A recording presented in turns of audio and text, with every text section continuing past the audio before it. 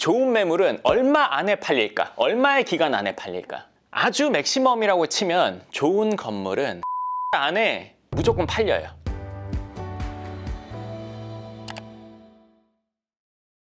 반갑습니다. 황 소장입니다. 오늘은 좀 깊은 내용, 강남 빌딩 시장 메커니즘이라는 내용으로 이야기를 나눠보도록 할 겁니다. 그래서 오늘은 강남 빌딩에 대해서 관심이 있는 분이라면 끝까지 한번 다 들어보시는 게 도움이 되실 거예요. 적어도 내가 하려고 하는 시장을 수십 년 동안 경험한 사람이 실질적으로 얘기해주는 내용을 지금 듣는다면 내가 처음이라도 훨씬 더 이해하기가 쉽겠죠? 왜 이 사람들이 이렇게 하는지에 대해서 훨씬 더 알기 쉬울 테니까 잘 들어보시면 좋겠습니다. 최근에 강남구에서 이뤄졌던 3개월 동안 건물이 매매됐던 자료를 저희가 위치별, 주소별, 그리고 금액별, 평당가, 건물 연면적당 이런 것들을 다 분석해서 자료를 만들어 놨습니다. 그래서 그 자료가 필요하신 분들, 건물을 사려고 하는 분들은 그 자료 한번 보시면 도움이 되실 거예요. 그 자료가 필요하신 분은요, 연금형 부동산 연구소 카페 공지글에 보시면 제가 그 자료를 올려놨으니까 다운받아 보시면 도움 될 것 같습니다.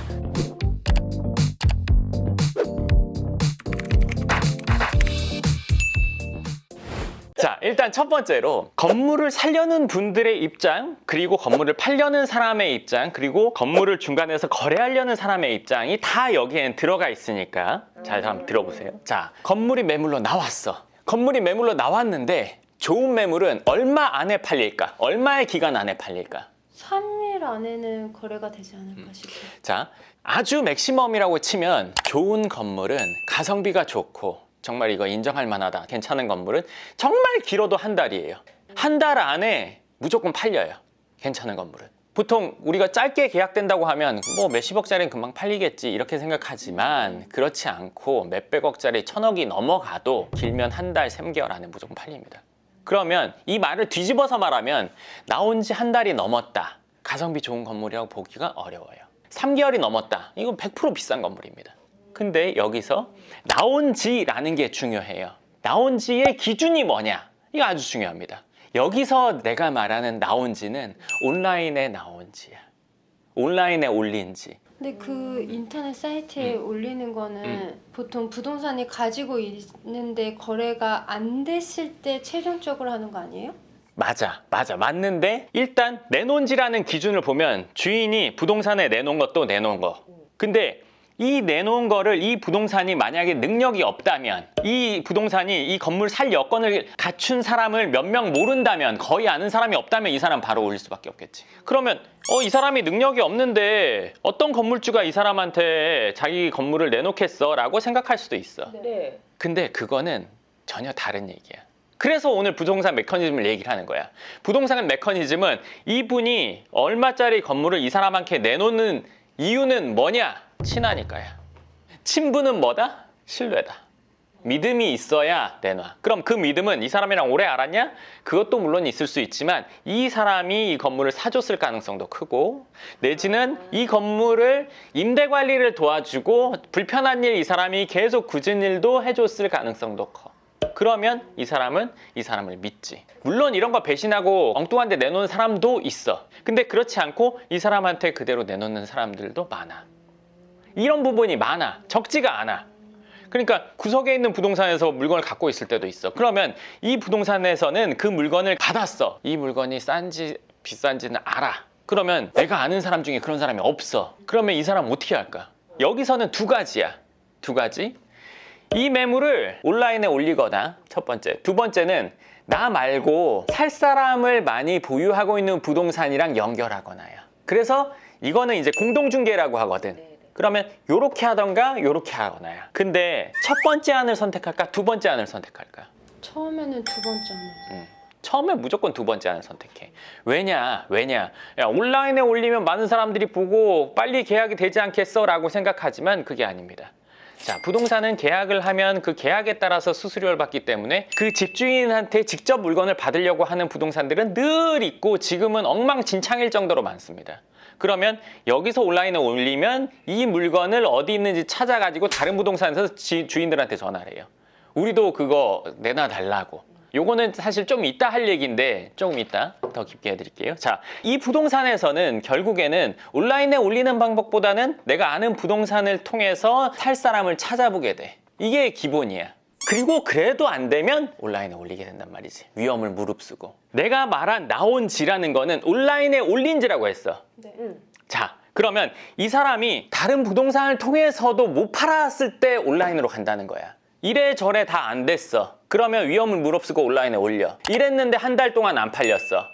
가격 높은 거라고 봐야 돼. 3개월이라도 높은 거라고 봐야 돼. 온라인에 올라온 지 기준이야. 내가 말하는 거는. 그리고 또 하나. 그러면 자, 이 건물이라고 칠게요. 이 건물을 100억에 내놨어. 그래서 이 부동산에서 이렇게 찾다가 온라인에 올렸어. 그러면 어떤 부동산들에서 이 주인한테 전화해가지고 저희가 110억 받아드릴게요, 120억 받아드릴게요 막 이렇게 얘기를 해. 실제로 그 가격에 살 사람이 있습니다. 실제 살 것처럼 전화를 한단 말이야. 좀 짬밥이 있는 경우에는 아주 리얼하게 얘기를 해. 진짜 될 것처럼. 왜 그렇게 할까? 그 사람 매물을 물건 가져오려고. 확보를 많이 해야 자, 되는데 물건 확보를 하면 뭐가 좋을까? 자기네 찾아오는 매수자들한테 다양한 물건을 보여줄 수 있어요. 맞아. 맞는데 거기서 하나 더 깊게 들어가면 뭐냐? 부동산이야. 여기 부동산이야. A급 물건, B급 물건, C급 물건 있다고 칠게. 뭘 팔아야 될까? 무조건 근데 거래만 되면 수수료 받으니까. 거래가 목적이기 때문에 A급을 팔아야 될 이유는 없어. 그러네.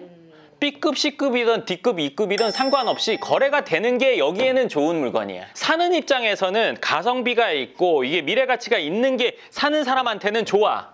A급이. 파는 입장에서는 팔리는 게 좋아. 시각이 완전 다르지.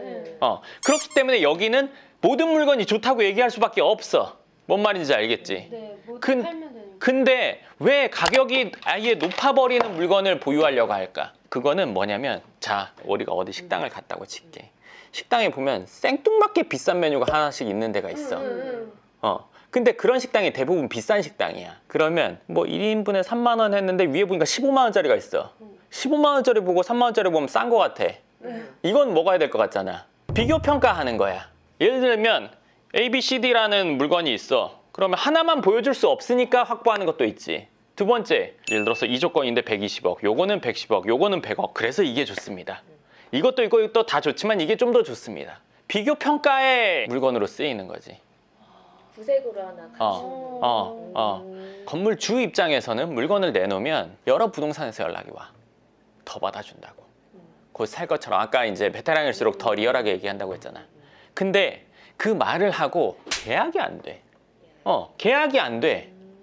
왜냐면 더 받아준다고 했지만 자기가 직접 사는 거 아니잖아. 그러면 사는 사람이 인정해야 되잖아. 네. 그냥 얘가 더 받아줄게요. 얘만의 의지야. 그쵸. 그러면 예를 들면 100억에 나온 건물을 120억이야. 안 사. 일단 나 같은 사람은 이걸 안 산단 말이야.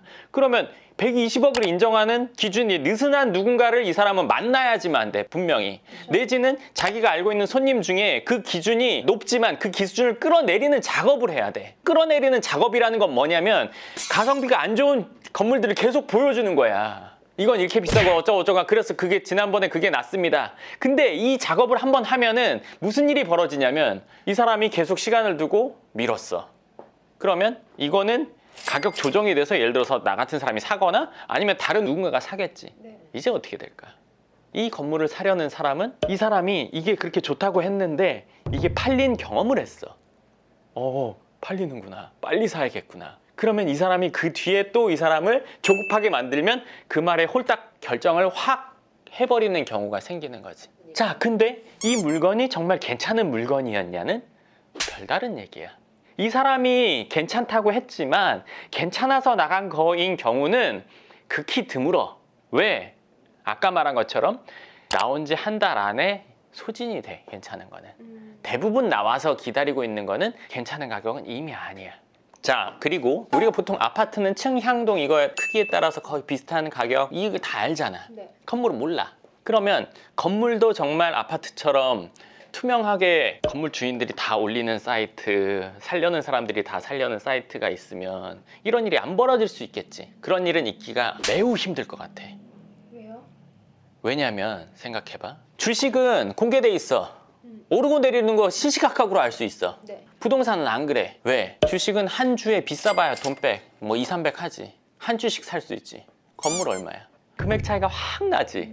그치? 네. 그치? 자, 주식으로 예를 들어볼게. 삼성 주식을 파는데 기본 10,000주부터 팝니다. 이렇게 되면 어떻게 될 것 같아? 이러면 개미들은 아예 못해. 그렇죠. 그치? 자, 그러면 여기서는 쇼부구라는 게 분명히 들어갈 거란 말이야.